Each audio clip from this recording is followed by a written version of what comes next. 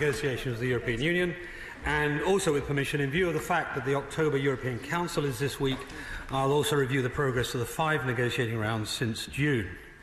Now, whilst at times these negotiations have been tough, both Michel Barnier and I have acknowledged the new dynamic that has been created by the Prime Minister's speech in Florence. This momentum was maintained during November. Both negotiating teams continue to work constructively together. Since June, we have steadily developed our shared political objectives. Now, nevertheless, there is still some way to go to secure a new partnership, but I'm confident that we're on the right path. Mr. Speaker, I'll now take the House through each of the negotiating issues in turn.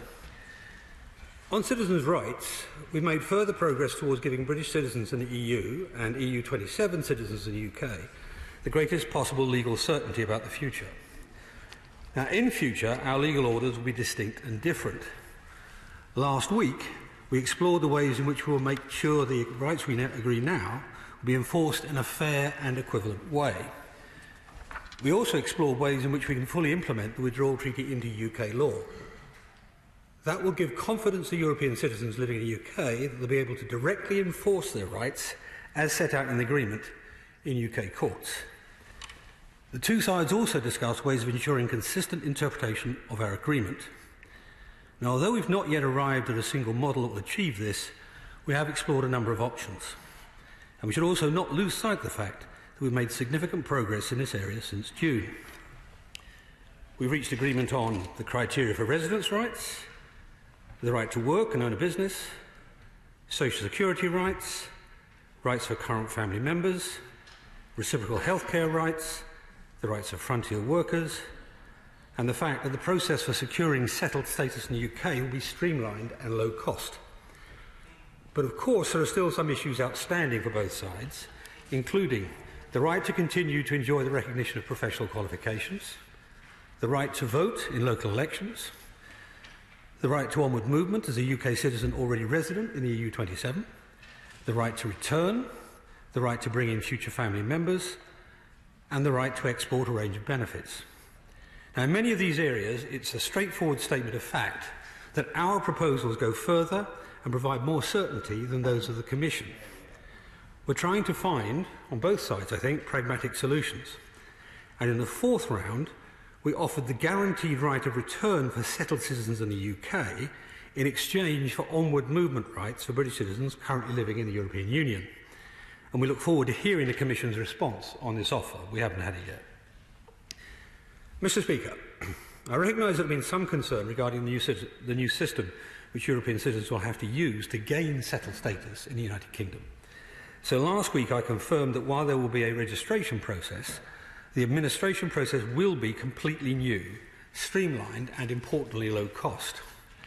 Furthermore, any EU citizen in the UK already in possession of a permanent residence card will be able to exchange it for settled status in a simple way. They'll not need to go through the full application process again. The tests associated with this process will be agreed and set out within the withdrawal agreement. As a result of our productive discussions, the Commission is also able to offer similar guarantees in return for those British citizens in the European Union. These clarifications on both sides have helped build further confidence. Now, this round also saw further detailed discussions on Northern Ireland and Ireland. In a significant step forward, we've developed joint principles on a continuation of the common travel area and associated rights. These joint principles will fully preserve the rights of UK and Irish nationals to live, work and study across these islands. They'll also protect the associated rights to public services and social security. To provide legal certainty, these principles recognise that the withdrawal agreement should formally acknowledge that the UK and Ireland will continue to be able to uphold and develop these bilateral arrangements. Our teams have also mapped out areas of cooperation that function on a north-south basis, and we have begun the detailed work to ensure this continues once the United Kingdom has left the European Union. We've also agreed a set of critical guiding principles to protect the Belfast or Good Friday Agreement in all its dimensions, and we're working on the necessary steps to make this a reality. And throughout this process, we have reaffirmed our commitment to the rights of the people of Northern Ireland to choose to be British or Irish or both as they choose. I've set out before our shared determination to tackle the unique circumstances of Northern Ireland by focusing on creative solutions, and we've begun to do so. But we cannot fully resolve these issues without also addressing our future relationship. As the Prime Minister said in her statement to this House last week, we owe it to the people of Northern Ireland, and indeed to everyone on the island of Ireland, to get this right. On the financial settlement, the discussions continued in the spirit fostered by the Prime Minister's significant statements in her Florence speech. The Prime Minister reassured our European partners they will not need to pay more or receive less over the remainder of the current budget plan as a result of our decision to leave. And she reiterated that the UK will honour commitments we have made during the period of our membership. Off the back of this, the September round we agreed to undertake a rigorous examination of the technical detail where we needed to reach a shared view. Now, this work has continued. It's not been a process of agreeing specific commitments. We've been clear that this can only come later. But it is an important step so that when the time comes, we'll be able to reach a political agreement. Finally, on separation issues, we've continued to work through the detail on a range of issues, particularly those areas relating purely to our withdrawal, such as nuclear safeguards, civil judicial cooperation, and privileges and immunities. Whilst we make good progress, we believe that the remaining issues in this sector are dependent on discussions in our future partnership. So we are ready and well prepared to start those discussions.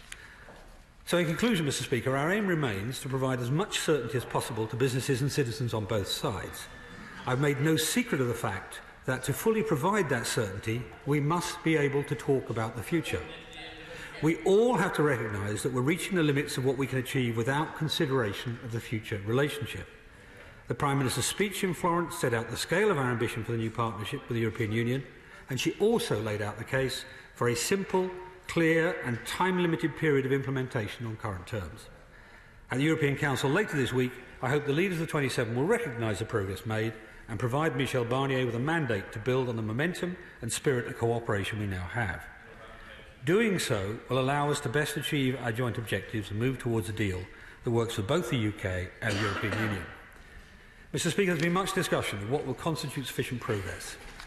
Let me be clear that sufficient progress and the sequencing of negotiation has always been a European Union construct, not a UK one. Negotiations require both parties to not just engage constructively, but also to develop their positions in advance. For the UK's part, I've always been clear we'll be conducting these negotiations in a constructive and responsible way. We have been entirely reasonable in that. The work of our teams and the substantial progress we've made over the recent months proves that we're doing just that, and we're ready to move these negotiations on. I commend the statement to the House.